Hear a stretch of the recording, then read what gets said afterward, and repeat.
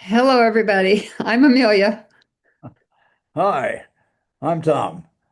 and we are in the Gospel of Luke, chapter 13 this week. Hooray! Tom's going to tell the story, and then we'll talk about it a little bit. So, this is the story of Jesus healing, and you can imagine yourself being part of Luke's audience in the first century in a Jewish community that was trying to figure out what was going on with this Jesus of Nazareth.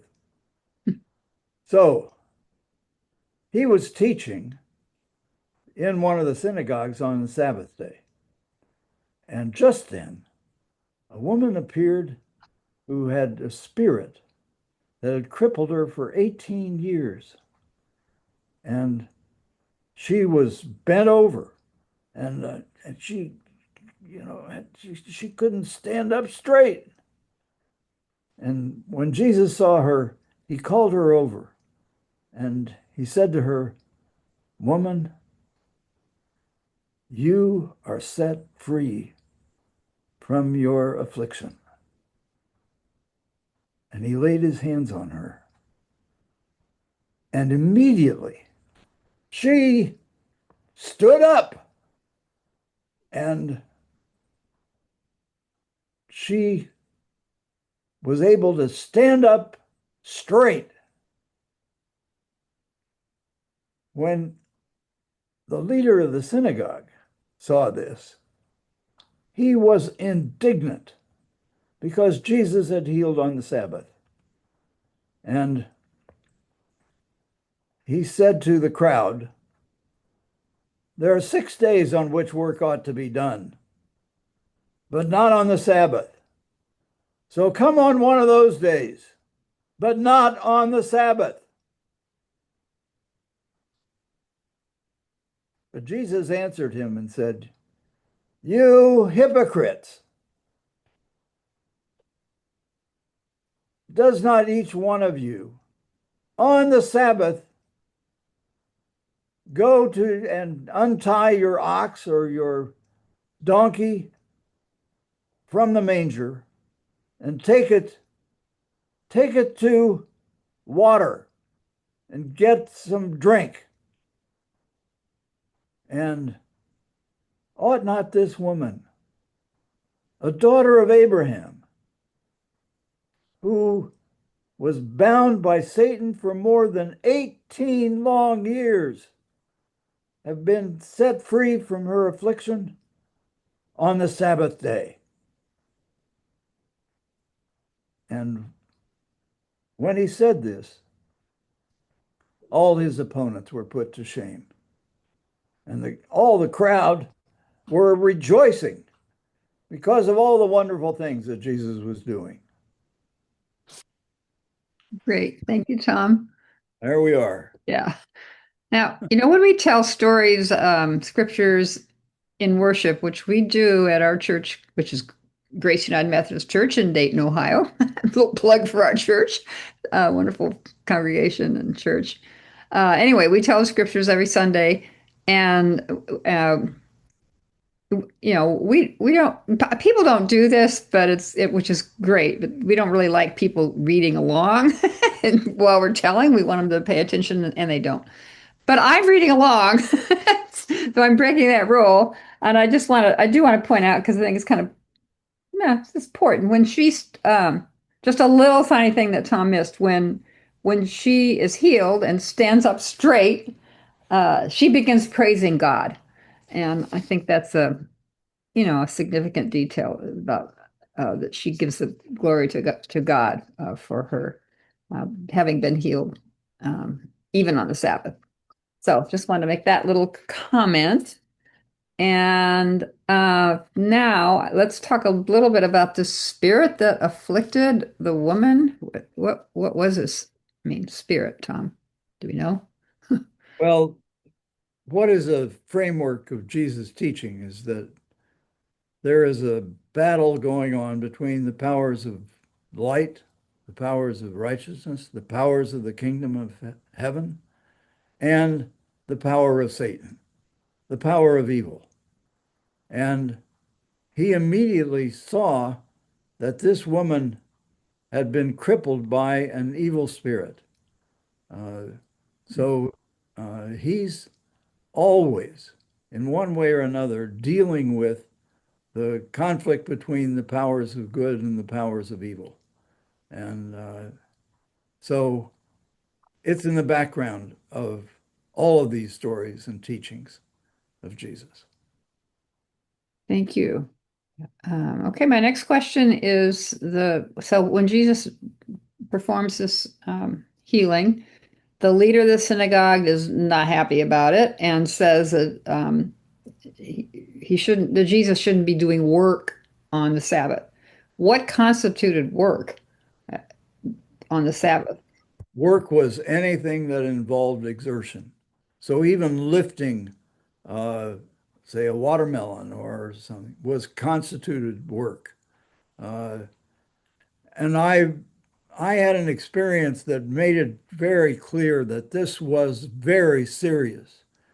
Uh, I was in Jerusalem with a group from New York Theological Seminary, and we were on a long day's journey on a bus. And at the end of the day, just as the sun was going down and the Sabbath was beginning, we pulled into a hotel to drop off some folks from our group. And suddenly the bus was surrounded, and there were men shouting and screaming at the bus driver. And they were saying, You, you must get this bus out of here. And if you ever bring that bus in here again on the Sabbath, we'll turn it over and burn it. Uh, so I had never experienced directly what rage over the breaking of Sabbath law was, but it was clearly very, very serious. And that's the case now. Uh, there are ongoing issues with people throwing things at cars on the Sabbath day. So why was let's go back to the first century, and I guess that would be true now. Why was working on the Sabbath such a taboo? It was the thing that distinguished the Jewish community from the community of the Gentiles all around it. And so it was a law, a practice that had been instituted by God and was a distinctive practice of the Jewish community that in turn gave it identity, purpose, and joy. So, Oh, yeah, that's right. Because in the creation story, the very first one, um, God rests on the Sabbath. Yeah, right, so sets that precedent. So that does make some sense that they were, that would could be an important teaching. right. They were Besides the other things that you suggested around their identity, especially I suppose when they went into exile and it was hard to maintain their identity. right. Okay, let's see. Why was so the leader of the synagogue is not happy with Jesus, and Jesus in turn is quite angry with the leader of the synagogue. Why was he so angry? There were in Palestine, in Galilee of Jesus' day, there were uh, ongoing discussions among the rabbis and among teachers of the law about what were weightier and lighter um, dimensions of the law. Uh, what are weightier matters? What are lighter matters? And so Jesus is accusing and criticizing the leader of the synagogue because he is making something that is a lighter dimension of the law into something that is a weightier dimension. And Jesus is setting this healing of the woman as a weightier matter of the law. And so it's a rabbinic argument in which the two of them are quite angry at one another uh, about uh, this issue of the law. So Jesus is not criticizing the observance of the law. He is saying that it is a lighter matter of the law and that this woman being healed after 18 years of bondage by the spirit of Satan uh, was a weightier matter of the law and therefore took precedence. All right. Okay, you mentioned Satan. I was going to ask about that. What was Jesus's attitude uh, about Satan? I mean, did Jesus believe in Satan? Kind of sounds like it. Well, in a sense, he did. Uh, it's a metaphor for the powers of evil, uh, just as the angels of heaven are metaphors for uh, the messengers of God. But in this case, uh, Satan is a real power. So Jesus identifies that the power of this spirit that had taken over this woman uh, was a spirit of Satan, and uh, that it needed to be opposed. So that's what he was doing in his criticism of the leader of the synagogue and of the others who would take their ox and the donkey, but make a big issue out of the woman. Right. Take their ox and donkey for a drink of water. Sort of, Yeah. yeah, on Sabbath. Okay. So while the woman understandably is ecstatic that she's been healed after 18 years of being bent over, Wow. yeah, and she praises God. She's very, very happy. But the crowd also is, and what's it say? It says they were rejoicing at all the wonderful things he was doing. Why did they? Well, I guess I'm kind of implicit in that is why they supported Jesus. Were there other reasons besides these great things he's doing that they would be supportive of him? Well, he is regarded as a rabbi who teaches and whose actions and so on are vindicated by his teaching and vice versa. Mm. So uh, they were rejoicing that they had a person who had such power and who had uh, so much authority in his teaching. So the combination of his teaching and his actions gave Jesus a great degree of credibility, and people loved it. They were rejoicing because now there was the presence of the Spirit of God that opposed, indeed marginalized, and wiped out the power of Satan.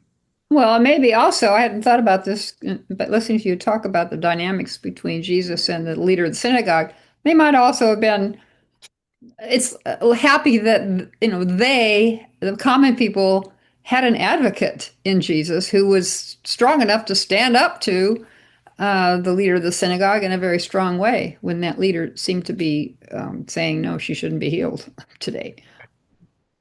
So, Right. So they yeah, were cheering along with Jesus and were delighted to hear this interpretation of the law yeah. that Jesus was giving and enacting by casting out the demon from this woman. Okay, then lastly, do you see any connection between this story and ministries of peace and justice?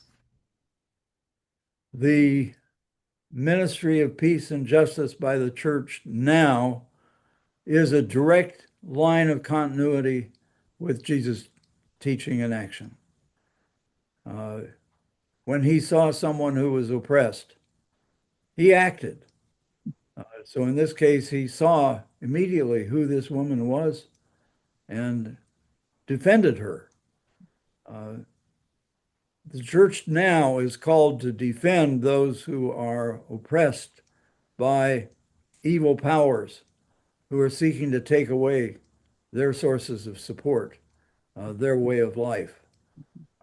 And so this battle, Their freedom. right, Yeah. Oh, and the right to vote and to yeah, be uh, part of the community um, of those who are set free. yeah, great. Okay, well, thank you, Tom. That's very interesting and helpful in understanding this scripture. I really like this story. I'm kind of glad to be back into a narrative. Um, I always enjoy those. So thank you, Tom, and thanks for everybody who was watching today. Go in peace.